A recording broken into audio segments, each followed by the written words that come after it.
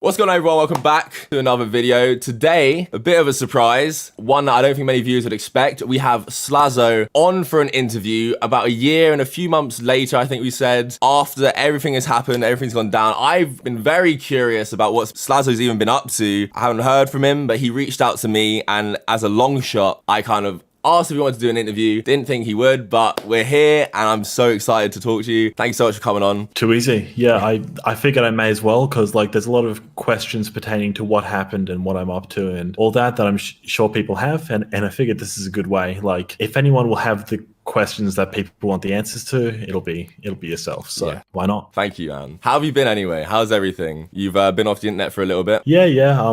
I've been on Twitter a bit, but YouTube not so much. I've moved down to Melbourne, moved into an office just in time for the Melbourne lockdown, and I'm not allowed to have anyone into the office, but you know, I've just been making a company, basically. That's good to hear, man. It's good to hear you actually, doing stuff and keeping on the grind, because I noticed you're not uploading on your main channel. Is there any particular reason why, or are you just focusing on your company more?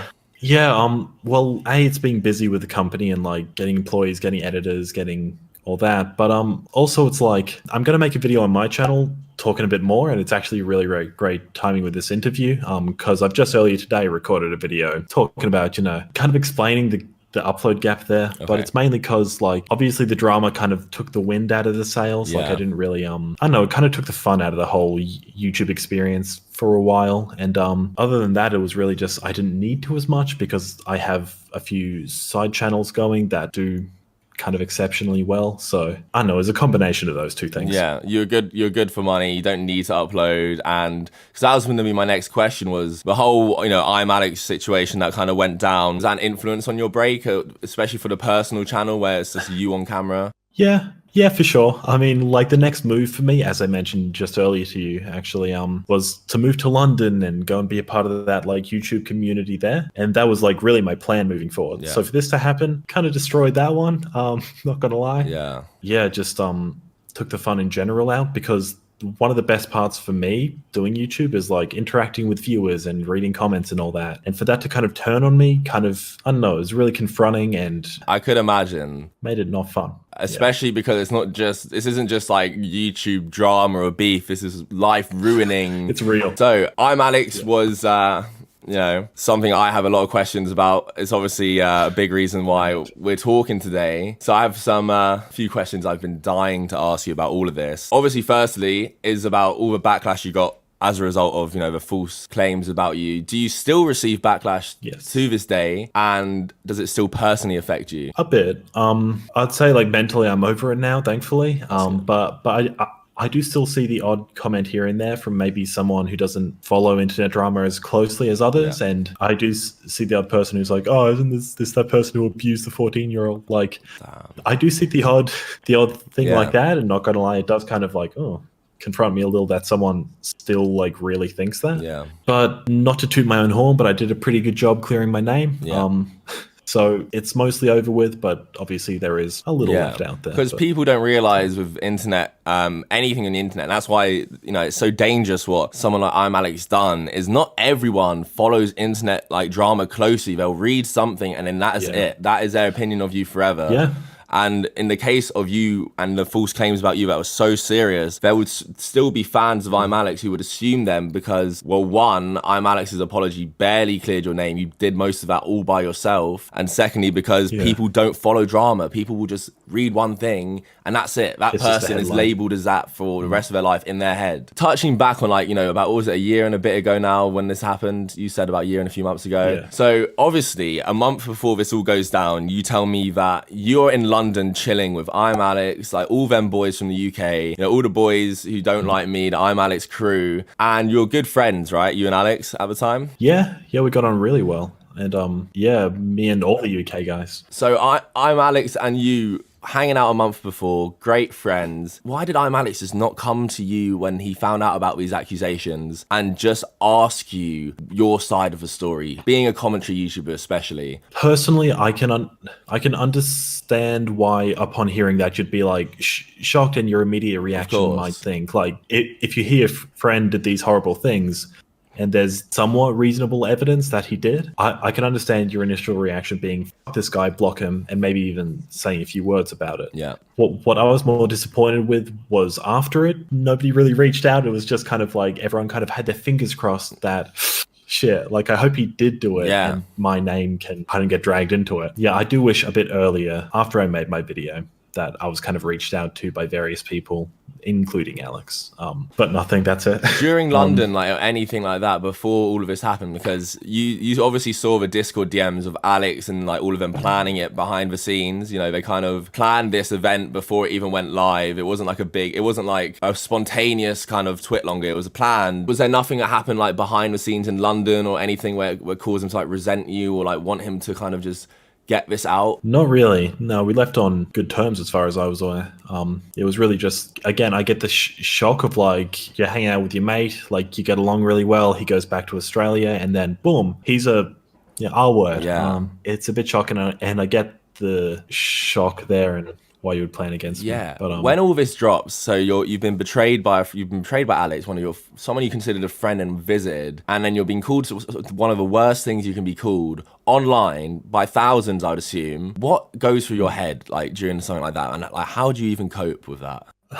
Honestly, I just kind of like went into shutdown. I didn't read anything online for a while. I mean, obviously I read it when it first came out and I was like, holy shit, everyone's on board. And everyone had unfollowed and blocked me by that point. So I kind of felt it coming. Yeah. I just kind of shut off the internet. I didn't go on Reddit, Twitter, YouTube, wherever. But I was aware things were being said and I was aware what was being said roughly. And I just kind of like, I was lucky to have the friends and family that I did, as I mentioned before.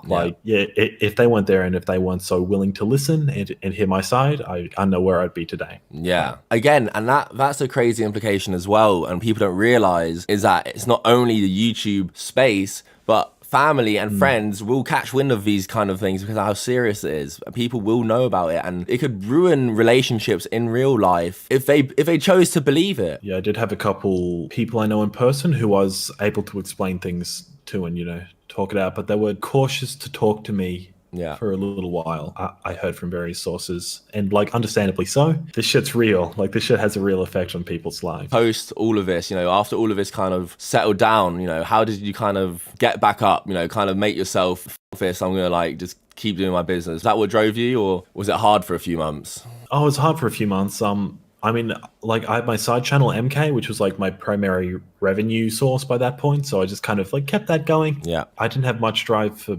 much. And I just kind of watched a lot of Netflix. Like, it took me a while to mentally get over Any that. recommendations? I watched Castaway, finally last night.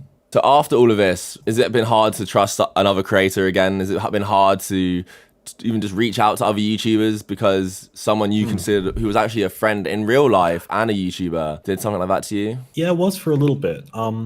Like the first YouTubers I met right after it happened were Anything for Views and Colossal is Crazy. And upon meeting them, like more so than any other people in my life, I was like, I wouldn't have told them this, but I was kind of paranoid because like if one of them didn't respond to a DM in like 30 minutes or something, I'd be like, shit, like are they writing a twit longer? Like are they conspiring?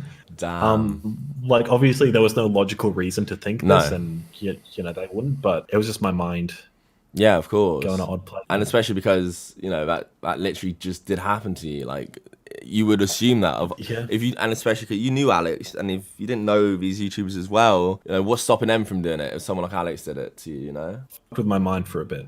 Yeah. Let's talk about ImAllexx apology on Twitter. His apology on Twitter, in the community anyway, I'd say, went down like shit. In terms of, it was very corporate. It was very just kind of save face. It was very official. Had no kind of sincerity behind it. No real emotion. Nothing. It was kind of just like, here's my statement. This is it. I'm moving on from this now. Like, and he hasn't pretty much addressed any of this kind of sin. But the craziest part was it, and I counted because I did tweets every day. It took him over like a month to make this, since it was like known that this was false. It took nearly over a month pretty much. If no one realizes, until Alex kind of comes out and says he's wrong in some sort of way, that your name isn't cleared for good until that has happened, because some of his fans would still believe what he was saying, and up to that point some of his fans still did believe him. Why do you think it took him over like a month to publicly try and clear your name? I mean, I couldn't say for sure. I mean, with Alex, I think his usual response to these kind of things is to kind of don't respond to it.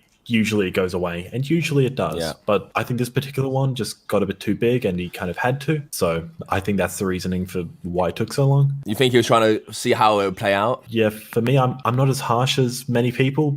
No. Because I try not to hold grudges in too many situations, but also because he had apologized in person in a call before that point, and he apologized numerous times to me, and I'll reassure you that his in-person apologies were much better than his public one. I don't know why the public one was so bad, but yeah, it was awful. And the public one obviously is the one that people are going to see. That was my next question, was that he claimed to apologize to you privately. So in your eye, was it sincere to you? It felt sincere at the time. Obviously, I can't jump inside the man's head, but it felt sincere. And you were with Colossal when that happened, right? Yeah, I was. Colossal arranged the call. He arranged the call for it to happen.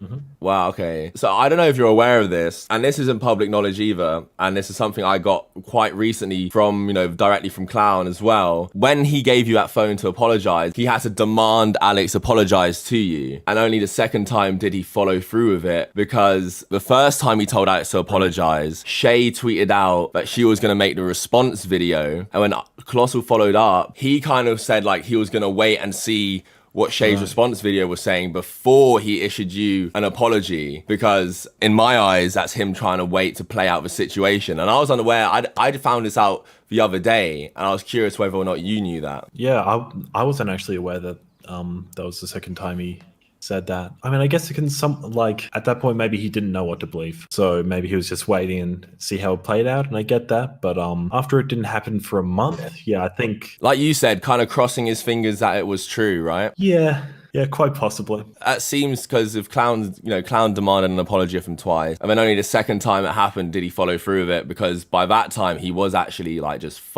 I mean, why not just apologize the first time? Especially by that time, if Clown is telling him to apologize, the community knew it wasn't true. Yeah, and I mean, I don't know if he watched my video, but if he had, I think he probably would have seen that, mate. It did. I mean, I think that video was pretty good. It was pretty definitive. It kind of put to bed a lot of the claims, And that's the thing. And then I'm not sure if you knew that. I got that information directly from the source, but it was one of these things. It shocked me because I didn't realize, first of all, that Clown was the reason he apologized, like in terms of he set that up. I had no idea about that. But then to realize, it wasn't once Clown trying to get him to do it, but twice. I mean, for me, it's just like, what the fuck? Like, this guy just hates apologizing for anything at this point. The stuff with my manager as well, which I will talk about later with my video, proves that even further. Then that just brings me on to my next point, really, is that, Alex did apologize to you at the end of the day. You said you felt like it was sincere. Since this situation, and I'm sure you're aware of this, Alex has been caught up in just so many other scandals, and it's just, at this point, you can't even count. Example, my manager, he lied about him scamming people for Fame MMA. He implied Perez Hilton was a pedo. The iNabba E-Boys drama, where iNabba had this idea for this group channel, and ImAllexx, being one of the members and his AKA best friend, didn't let him in, didn't even vouch for him, didn't let him join. Do you think he's even learned from a situation that has happened with you? Right. I mean, I guess I'll take them one by one. The iNabba thing. Yeah. I mean, I'm not sure what happened behind the scenes, obviously, and obviously there's more than just Alex in that group. I wouldn't chalk it up to his decision, but I would say he could have had his friends back. Yeah, his decision, I can't really say.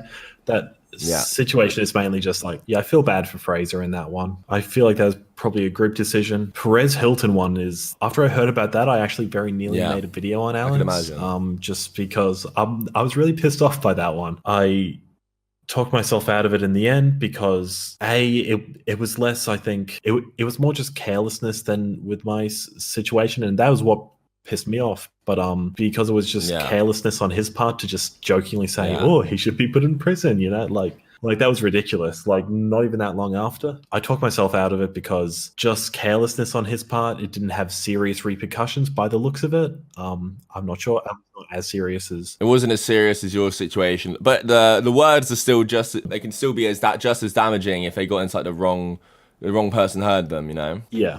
I suppose so, but like, I don't want to be aligning myself up with him. That's understandable. And what was the other one? Your manager. Honestly, I don't know much about that situation. Obviously, I looked it up after you mentioned it briefly. It looks like an example of carelessness on Alex's part. Yeah. Again, I think that's his biggest issue, is just not thinking before he No, speaks. which is a massive issue if you're I a wish he would stop doing commentator. that. Yeah, for sure. For sure.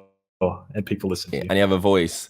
And it's one of these things where, you know, like I said to you, man, do you think he has learned from your situation? Because it seems to be like a pattern almost. Yeah, I think he's learned, at least when it comes to, like, with my situation, it was a very serious thing the whole time. Yeah. Whereas with the Perez thing, it was a joke in a video and slip of the tongue, perhaps. I don't know. I don't know. He's not done it again in such a serious situation. Yeah. You don't know yet is the answer. You don't know if he's learned. Basically, it's like he's not calling people, you know, the R word. So, but yeah. I mean, it's one of these things where it's like, as a commentator for, I mean, you used to, you know, kind of do this kind of thing. It's like people value what you say, and you're kind of credibility is, you know, a big factor in why people watch you, because people want to get relied on or just have people they know telling the truth. So ImAllexx is just super careless with his platform, which can be and has been in the past very dangerous. It's again one of these things that Alex doesn't think what his words can kind of do and the impact they can have on people's lives. You know, I'm so glad you even just came on and gave us kind of some sort of insight into, but you've been so good to him as well. You're so kind, you know, you clearly, you know, you're not looking to drag anyone into the mud or like try and, you know, I would say talk too much shit about him, but you're just being honest and open, and that's like one of the best things you can be, I think. Yeah, I think, I know, it is an issue for him, undoubtedly, that he needs to think before he speaks a bit more, especially when he has such a platform and so many people look to him for, you know, opinions on other influences. Yeah. But yeah, like, I try not to hold grudges. Like, I don't think we'll ever be best mates again. But yeah, man, thank you so much for coming on. This has been a great interview. I'm sure a lot of people appreciate this. You know, a year and a bit on, seeing what you're up to. Is there anything kind of you're doing that you want to plug? Anything you want to tell people about, or anything you want to, you know, just, you know, where you're at? Because you're not on YouTube anymore. People aren't really, you know, are you going to upload more to your main channel maybe? Like, what is going on? So yeah, I have nothing to plug, honestly. But I'm going to be uploading a video tonight as of this interview, so it may be already out depending on when this video comes out. But my video tonight is talking partially about the Alex things and my thoughts on that. But yeah, so I'm going to be uploading. Go check me out at Slazo on YouTube. Thanks, guys. There we go. It's done. That was good, man. Damn. Didn't record a traditional outro, but just wanted to say, if you enjoyed the interview, please like it right now. Share it with everyone. Last night on Twitter, we got the hashtag #ApologizeAlex trending off the back of my video. Alex still hasn't apologized. Still no sign from him yet. He's ignoring everything. So keep tweeting that hashtag out. Keep it going. Let's see if we can get people the apologies they deserve. Subscribe, like the video. Thank you for watching. See you guys later.